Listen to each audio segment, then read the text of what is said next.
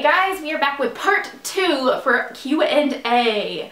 If you missed part 1, it was up last week, so definitely go check that out. And we are on the second half of questions. So the first question, well actually she has 2 questions, and it's from Egg Steph. And she asks, what was your favorite thing in Chicago? I'm from here and I love hearing about it. We loved Chicago. It was so much fun. The people were so nice and friendly. We stayed down in like the Magnificent Mile area, so it's very close to all the touristy stuff, which was good because we'd never been there before, and we only had like 2 full days there.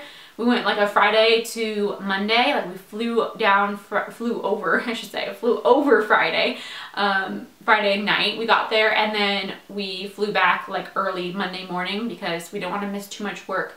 But we did so much stuff. We loved the sky deck, we loved the bean, we loved just walking like along Lake Michigan. That was so exciting to me. Like there was ice on it, and this Southern California girl like does not see much natural ice, so I was so excited.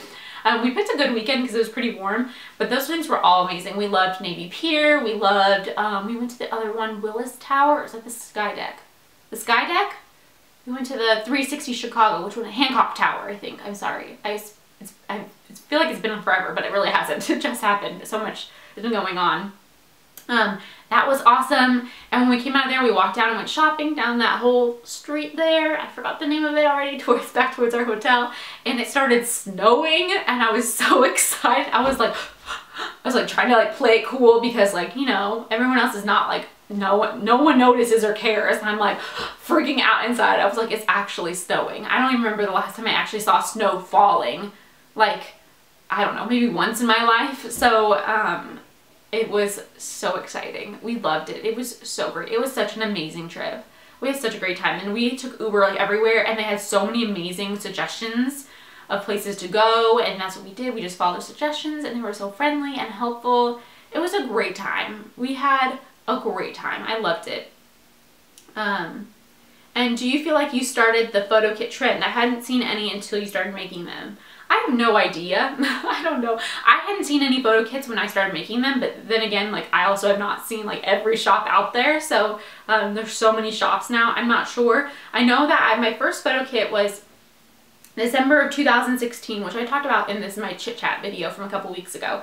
December 2016, I created my first like photo monthly kit, and it was like a flat lay one for January 2017, and then my first like photo like monthly kit was in, I think it came out in May because it was for June monthly, and it had like the girl with the camera and her long brown hair and the pretty blue dress.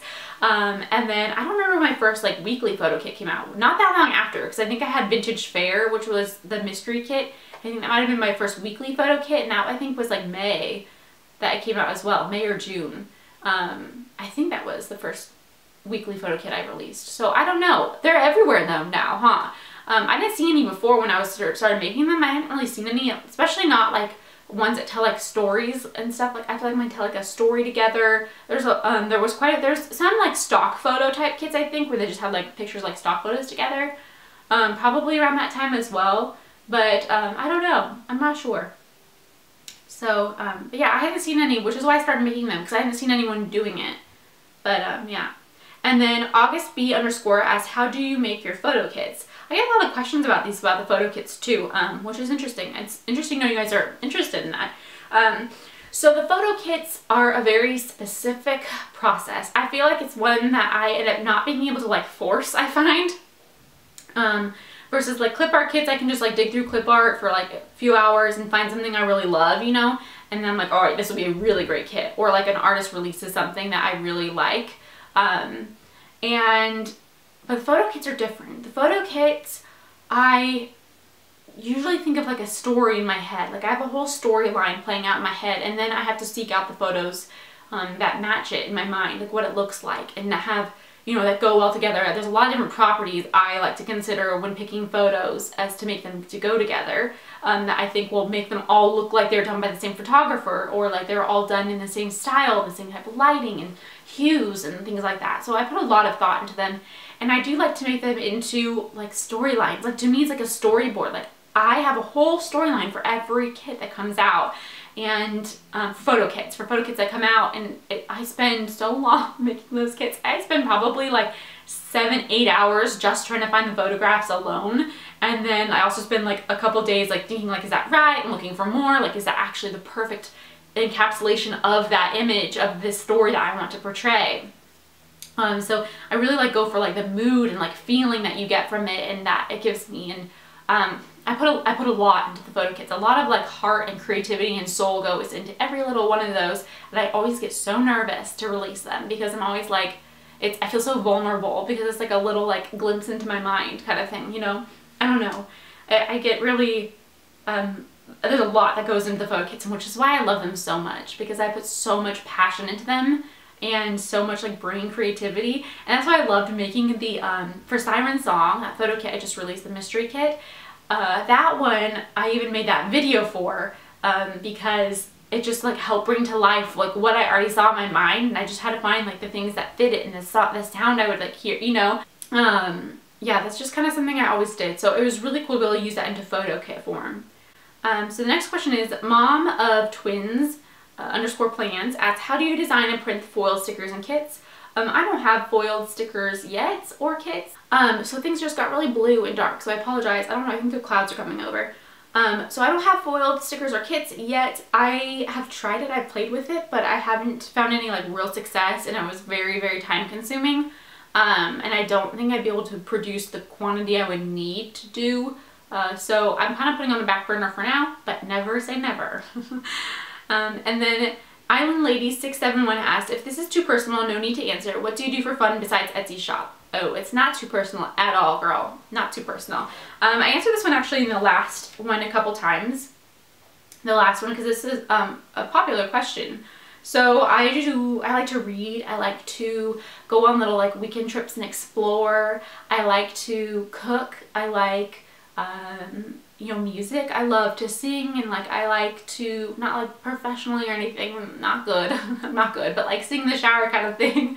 And I like to play ukulele when I have time to learn new songs. I love music. I said reading, huh? I love reading. I love baking. I love having little like projects and crafts and stuff to look forward to. I love doing that. And yeah, I loved YouTube before I started doing it for like work stuff, when it was like just like hobby time. That was super fun. I mean, it's still fun doing it for work, but not as fun. It's not as fun when it's like something you have to do, when you feel like you have to do it, versus like in your spare time. Like these are fun because this is like my spare time, extra fun time. So this is fun. I really enjoy doing this. Relish.plans asks, if you could choose to have one superpower, what would it be? Ooh, I've actually given this one a lot of thought. I would love to be able to teletransport. I can't remember what it's called now. Teletransport. You know, like, and like go where I want to go, like just pop up there and then be like pop back. You know, because traveling would be amazing. There's so many places I want to see in the world. And as long as you can have like good control over like where you end up and like the time period, like as long as it can be like present day and you can like control where you go, like I would love it. I think it would be so cool, and it'd be so cool if you would bring someone with you, like just like grab their arm or something and like poof, and you're like in Paris for the day, and then poof, you're home, you know, like that would be amazing. That would be definitely a superpower I'd want. That's what I would want for sure. A Mind Broadcast asks, where do you get inspiration when designing your kits? It just depends on the kits. Sometimes I stumble across like clip art or, you know, digital papers and stuff like that I really love, and I'm just like, oh, I love this, and I just kind of go from there. And then the photo kits, like I was talking about, are a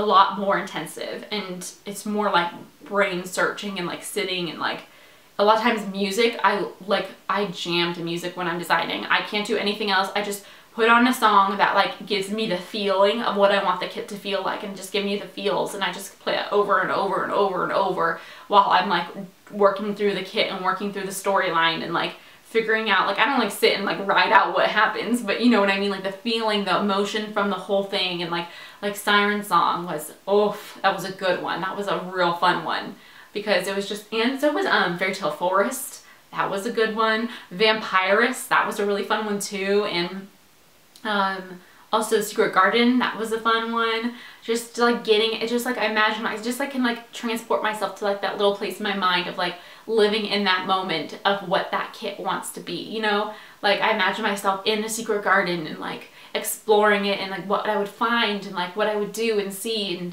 And Siren Song was like a whole nother story. I like want to like read a book about it, like whatever was going on in my mind, I want to read that book. But yeah. So then the next question is plans by Cass. How did you learn to make and cut stickers? Just, I kind of just one a little bit in the other one too, because I go on tangents. So I just kind of fumbled around with it until I figured it out, did a lot of Googling, just played around on Silhouette. Silhouette's a free design program, so you don't actually have to have a device to use it. So you can design stuff for free on Silhouette and just kind of get to use it before you even get a Silhouette. And that's what I did. Before I even ordered, well, I ordered my Silhouette and then I downloaded the program and was like gonna play with it until I figured it out. So I kind of have a handle on it before I even get my Silhouette, just because I was so excited. Yeah, so making and cutting stickers, I just kind of just trial and error. Just figured it out, playing that software. I did that a lot. That's how I taught myself to do a lot of stuff. HairBaby46 asks, what inspires you the most? When you create a kit, do you have an idea of what artwork before you start? Yes, I usually have an idea before creating the kit. So I usually, for clip art and digital paper, those ones usually I'm not like, sometimes I'm like, oh, I have a great idea for a kit and I go try to find the clip art for it. But a lot of times I just kind of stumble across one that I really love and I'm like, oh, that's so pretty. I love that. I haven't done a kit like that in a while. I want to use that. But for photo kits, you know, it's different.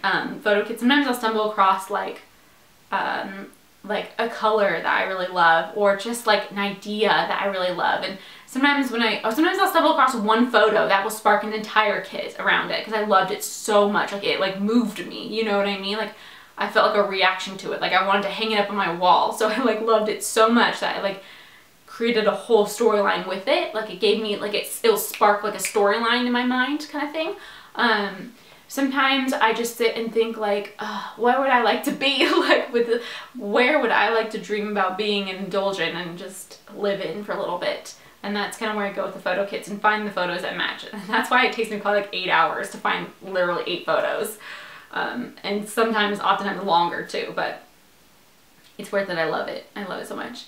Born_in_Memphis_TN_1965 asked, what do you think best describes what sets your stickers up shop and your designs, your kit designs, sorry, I cannot read, apart from all the others on Etsy? This is a multi-part one, so I'm gonna start with that.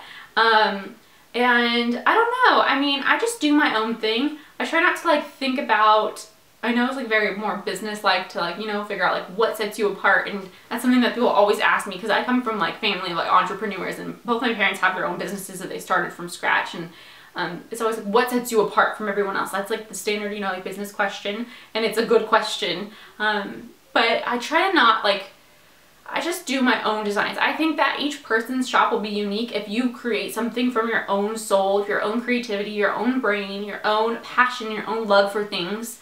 You're gonna have your own viewpoint, you know, and I think that that's what sets me apart is my brain, I think. I think that's really it these days, especially because everyone can have pretty much the same quality of stickers. Like everyone has really good stickers now, you know, it's no longer where like some shops have like not very good paper and some have really good paper, you know, it's like pretty much equal. Like a lot of shops have really good paper, so that's not much of a difference. And a lot of people have good print quality now too, so that's not really a difference. A lot of people have good customer service and all that stuff, and so that's not really a difference. So I mean, maybe not, I don't know.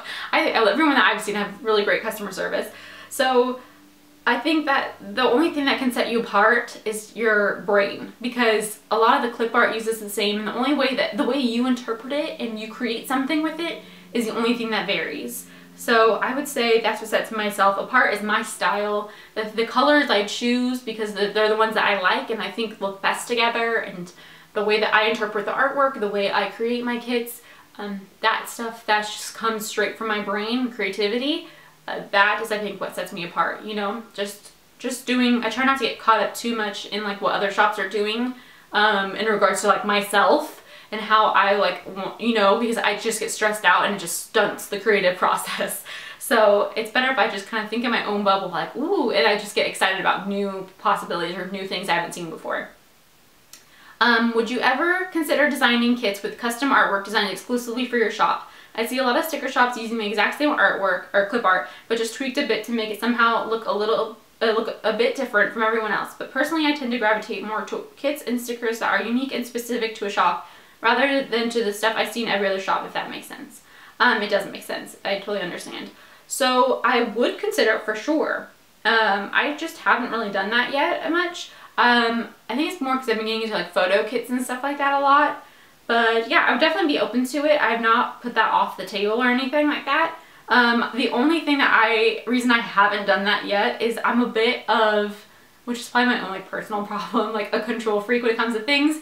Like I just am so specific. Like I just know what I like, and I know specific colors I like. I know specific styles I like. Like I'm very particular. And so sometimes I get like nervous that I'm like, oh my gosh, like what if it's not like what I imagined? Because I tend to imagine things before they happen. I need to just like relinquish the control probably. I definitely want to do it sometime and just work with like a graphic artist that like I know I love like all their style stuff. But I don't think I found one that I love every single thing every single time from, you know? Like I feel like I'm like enough to make a kid out of. Like I'm so particular and picky when it comes to things.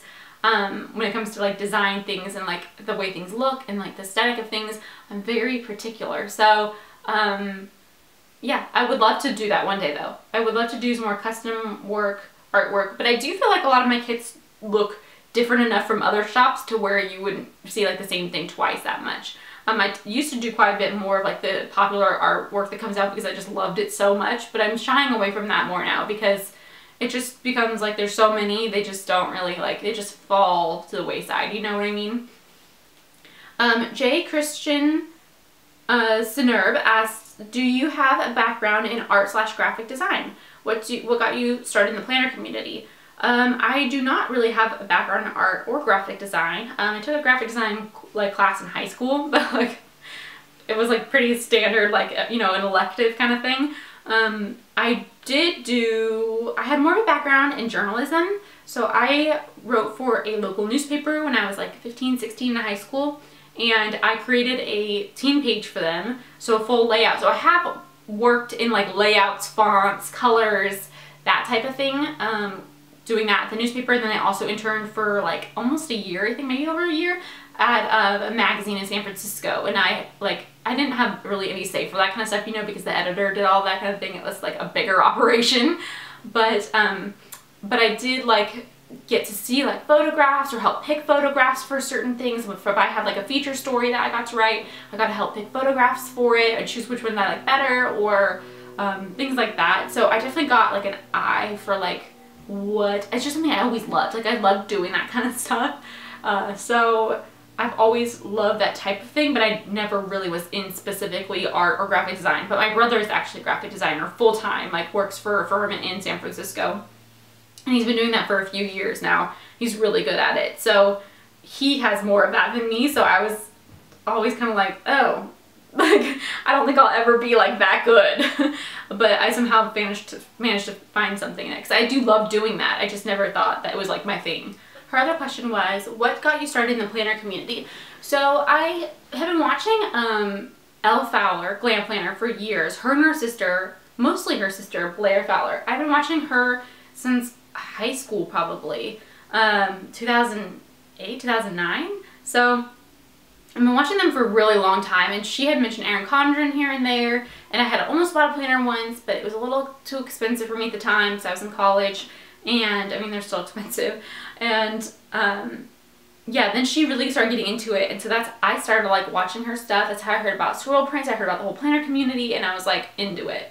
I was definitely into it. So that's how I got started in it. So another question she asked was, besides your own, what is your favorite shop? I love Once More with Love. She has such cute munchkins, and she's such a girl boss. Like, I don't even know how she does it. She's always like, she's just amazing.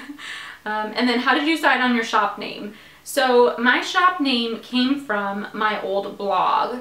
So I had my YouTube channel on here, which used to be Jessica Fashion Fix, because I used to do like fashion-y type videos, or I wanted to. And then back in like 2009, which they're still up, embarrassing. And Then I had a blog freshman year of college, 2009, that was Jessica Fashion Fix. And then I decided, okay, well, no, I really like beauty stuff. Like, I really like makeup too. I don't want to just do fashion. So I started a blog called Jessica Hearts Beauty, because it was like Jessica Loves Beauty. It's like all my favorite things I loved about beauty stuff. And then that ended up, I started realizing, oh, okay, like as the years went on, I was like, well, actually now I really love cooking and DIY stuff. And I still love beauty and fashion, but I also want to do like, you know, home decor, DIY, cooking recipes. I want to be able to do everything. I don't want to be like limited. And so I changed it to Jessica Hearts. I just dropped beauty and was like Jessica Hearts. And it's just the things that I loved, the things that I've tried and tested and I want to share with people that I think they'll love a lot. And it's supposed to be just all the things that I really like, curated things that I thought were amazing, that I thought that people that liked my style and had similar styles would also love. So that's where it came from. And I originally started Shop Jessica Hearts because I had designed a like to-do list notepad thing before stickers, before I had a sticker shop. And I was selling that under Shop Jessica Hearts because I kind of wanted it as an extension of my blog. Like, here's my blog, and then if you want to shop the stuff on the blog, or like shop items that I love, if you like my blog stuff and you want me to love these items I also love, and selling those. So it's kind of an extension of my blog the whole time. And now my blog is gone. My blog is no longer, but that was something I loved. I did that from like 2009 to 2015, 16, but never really went anywhere. So I just kind of did it for myself. But yeah, so that's where Shop Jessica Hearts came from. I always wondered if anyone thought like my last name was Hearts or something, or like where did that come from, but my last name is not Hearts. But yeah, Jessica Hearts, and it still kind of fits. Like, I still only design stuff that I love, and it's like truly my style. And so if you like my style, you'll definitely like be able to find stuff you like here, kind of thing, you know. And then she asked another question: is have you ever considered doing foiled stickers, and do you prefer glossy or matte in your shop? So I have considered doing foil stickers. I think I talked about that in this video, right? I filmed so much today, I can't remember when I talked about it. I have definitely considered foil stickers. I actually have a bunch of foil in my office I'm looking at right now that I bought like over a year ago that I had planned on using. I bought a laminator, I bought everything, and then it just wasn't turning out very good. So I need to go back to the drawing board and like figure it out. I got a bunch of new samples of paper to try it out in recently, so I'm gonna be trying it out and maybe using it in like one of the seasonal boxes kind of thing, and having it exclusive to the seasonal box, because it is a lot. It's very time consuming to do for like a larger scale. So I'm thinking I would keep it more to the seasonal box if I did that, or maybe some type of subscription, you know what I mean, like a foil subscription, so I can plan in advance on how many to be making and stuff like that. And then I prefer glossy personally because I just like the feel of glossy stickers. I always have. I just like they're shiny and nice, but I do love our matte though, because our matte is super vibrant. It doesn't look any different from the glossy except that there's literally no gloss. Kaylala too asks, how and why did you start doing planner videos? I always made videos on here on YouTube, as you guys can tell if you go back to my channel, but please don't, because it's kind of embarrassing back that way, but I have some good ones too. I've been making just videos in general for a really long time, so it was kind of just like a natural evolution. Like, I already had this channel going, so I was like, why not just add some planner videos up? And people wanted videos. People wanted to see them in real life. They wanted to see them in action. They wanted to see like how you use the stickers, or, you know, just more real life and me talking about them than just on Instagram. But definitely let me know if you guys still are interested in new releases video, because those are very time consuming to make, and I just don't feel like people really watch them that much. You know, like, I don't know if you guys really are that interested, or if you'd rather have like on Insta stories, like the new releases every week on Insta stories. You'd get it a lot faster because I don't have to like film and edit it and then re-upload it, which takes like hours at the office. It literally takes like all day. But yeah, so let me know. I would honestly prefer to do these type of videos, like sit down chit chat type videos here, and then, or like other fun kind of videos on here that aren't necessarily only planner related, and then use Instagram, like Insta stories, to show you guys the new releases, and then you'd have it like instantly. I could get them up sooner, you could see them faster, but let me know what you guys think about that. Okay, so I think we have like a few more questions here, not a whole lot more, but there's a few longer ones from Born in Memphis, Tennessee, well, TN, 1965, asks, do you have people working for you, or are you a one-woman show? I'm a one-woman show at the moment, and I definitely have like, I'm open to hiring, but things have been pretty unstable the last like 6 months or so. They haven't been as consistent as they used to be. So I'm nervous to hire someone on even part-time if I don't know what, you know what I mean? Like I don't know what sales are going to be like week to week. So yeah, so right now I'm just still a one-woman show, except for the boxes. When I do the seasonal boxes, my mom and dad and my boyfriend Austin, they all help me. So it's super nice of them. They help me pack them all because it's a lot of work. We just create like an assembly line and just have like a pizza night in the office and just do it after work, and we all work together and just pack all the boxes. But otherwise it's just me. It's all me. And she asked, what type of profit is there when owning a sticker shop? I realized that would initially take a fairly substantial investment because you would need to purchase a good quality printer, and you need to purchase machines to cut the stickers, sticker paper, cello bags, mailers, etc. And of course, every time you're designing a kit, if you have to purchase clip art, there is an expense associated with that as well, ink, etc. So yes, so there is a lot of expenses when having a shop, especially as you grow. Once you grow, you have a lot of like unseen expenses. You have like business licenses, you have business taxes, which is up the wazoo. All of my money goes to taxes, I swear to you. I pay more in taxes than I would ever make in a year. And for myself, like I would take home. So there's a lot of expenses, and when you have a business, you also have like, you also have to set aside money for like a business account, you know, like business savings. You want money in that account in case something happens and you have to front money for something, or if you need to front money for like, you know, washi, like buying washi, having custom made things, or custom made post-it notes, or if you need, you know, when sales aren't that good this week and you need a little cushion to pay rent and things like that. So you have to, there's a lot of expenses that go into it. So let's see, expenses wise, you have ink, paper, two types of paper, matte and glossy. You have printers when those die, because I have to replace mine probably like every month and a half, 2 months, because the ink heads kind of like wear out and die and there's nothing you can do with them anymore. They don't print the same. You have silhouette blaze, silhouette mattes, silhouettes if they break.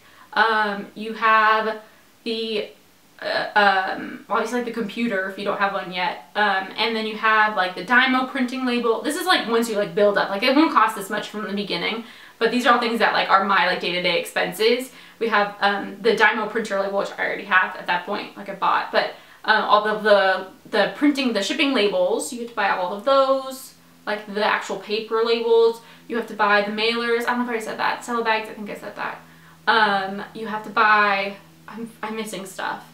Obviously all the artwork, which is a huge expense going into each kit. That's the biggest expense probably for each kit, is the artwork. Like the photograph kits, I'll spend anywhere from like $100, $200 on a photograph kit just for the artwork alone.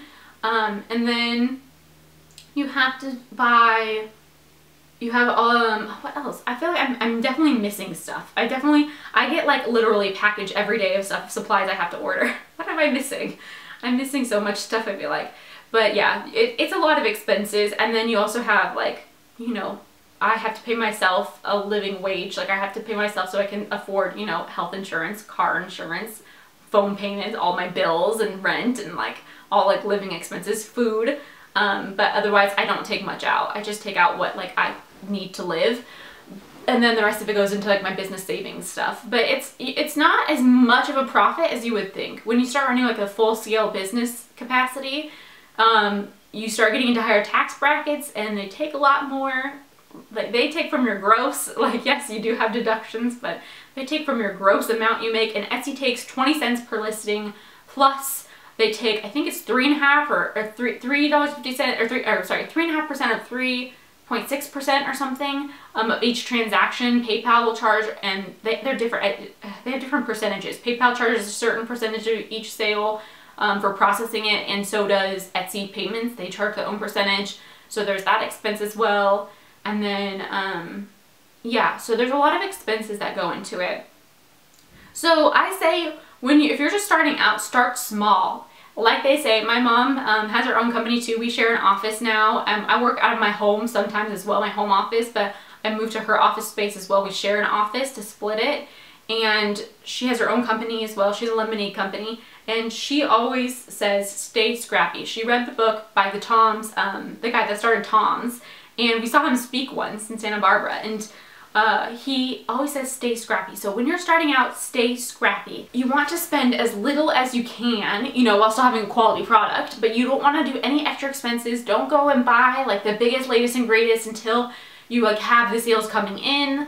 And even then, maybe don't do that. Like, you know what I mean? Stay scrappy. So, it doesn't cost a whole lot to get started. You know what I mean? You just need a decent, like a good quality printer. You need just like a small, you don't have to buy, there's sites that, you can buy paper from that you don't have to buy in like huge bulk quantities. Like it will cost you a little bit more, and stuff like that, but it doesn't start a whole lot to get started.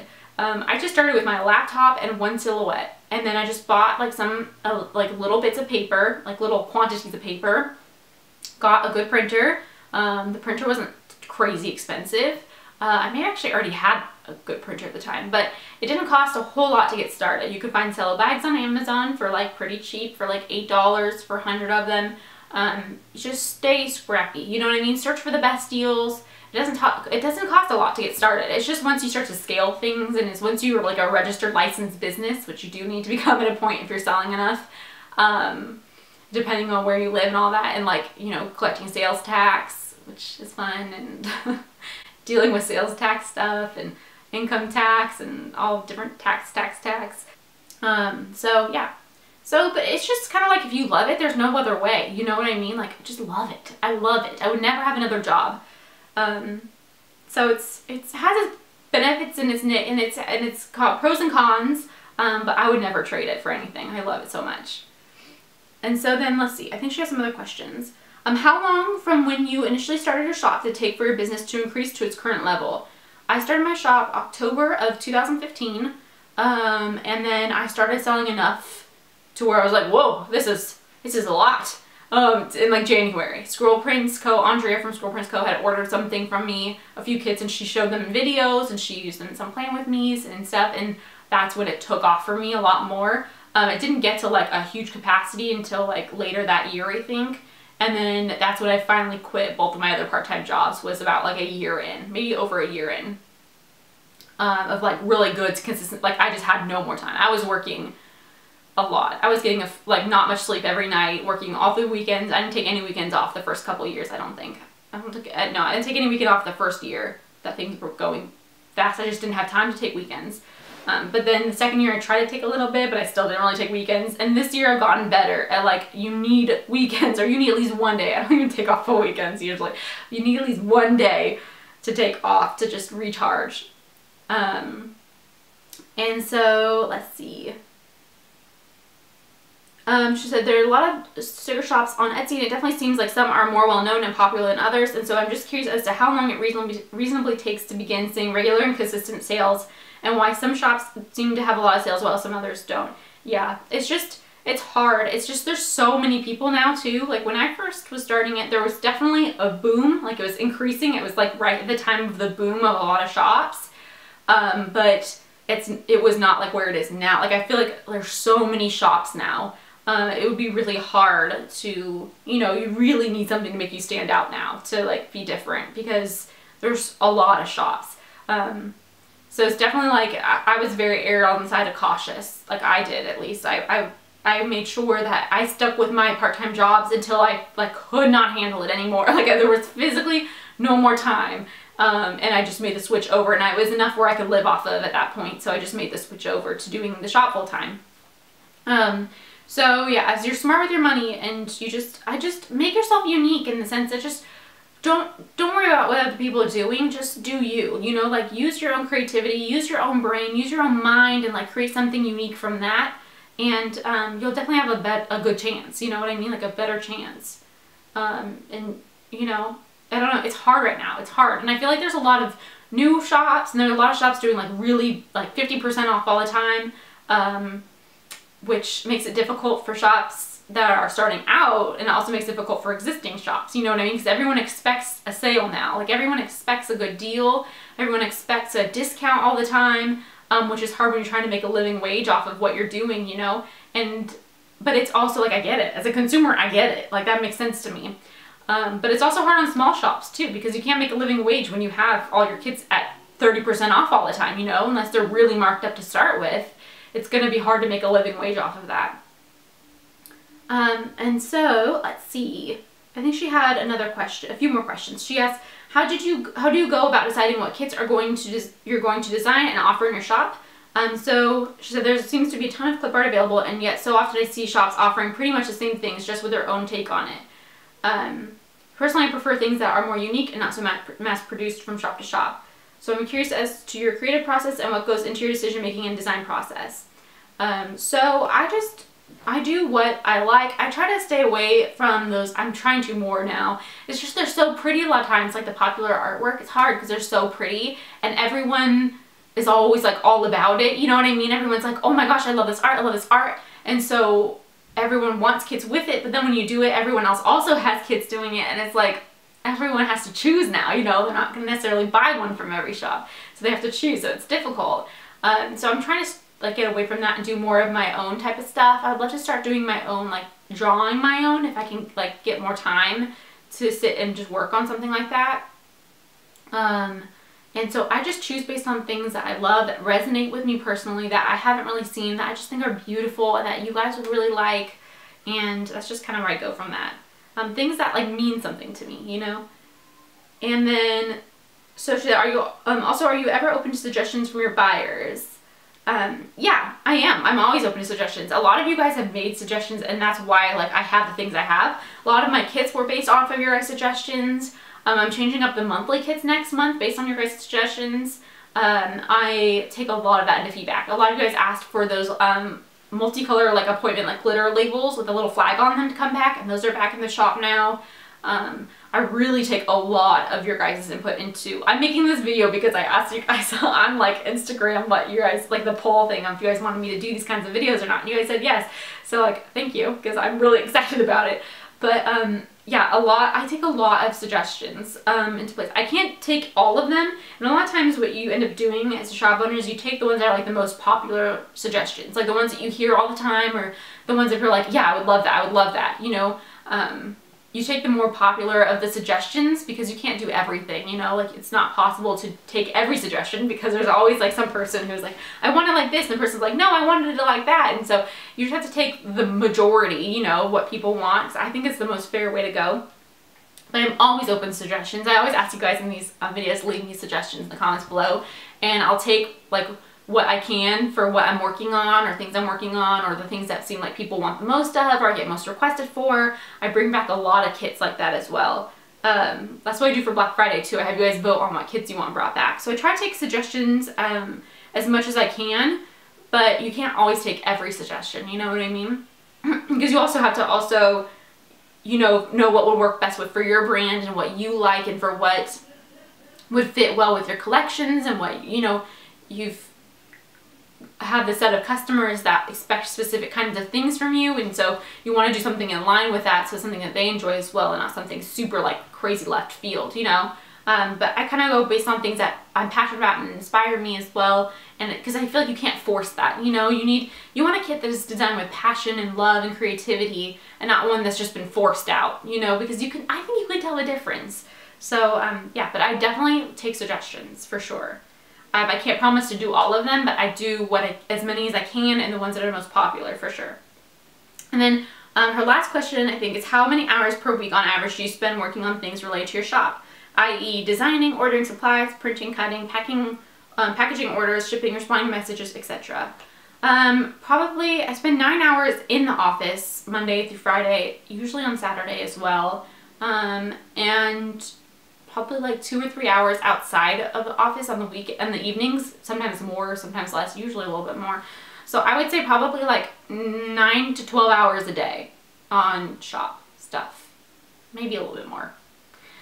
Monday through Saturday. I try to take off Sundays, but you're always thinking about it either. If you have a business and you own a business, you're always thinking about what more can I do? What are the people saying? How are these sales going? Like, how do they like this? Like, what can be next? What can I do that's different? Like, you're always constantly thinking of like things like what bills need to be paid, what stuff do I need to order right now because of the lead time it takes to get that shipped in, and my stock levels of this, and how is this kit gonna sell, like is it gonna sell a lot, I need to make sure I order more of this paper for that one then because I won't have enough for next week, or there's always like a bajillion things. Okay, so my camera keeps cutting off because my card is full. I've clearly been talking too much, so I'll do one last quick question. That's from Desi_J1108. And asks, what would you say is your absolute favorite kit that you've designed so far? And I answered that one, I think, in the last video. So definitely my photo kits I love so much. But if you want to see that other answer, that is in, I think, answered it earlier in the Q&A stuff. But yeah, so thank you everyone so much for all of your questions. Thank you a lot. So thank you guys so much for watching, and I'll see you guys next week. Bye!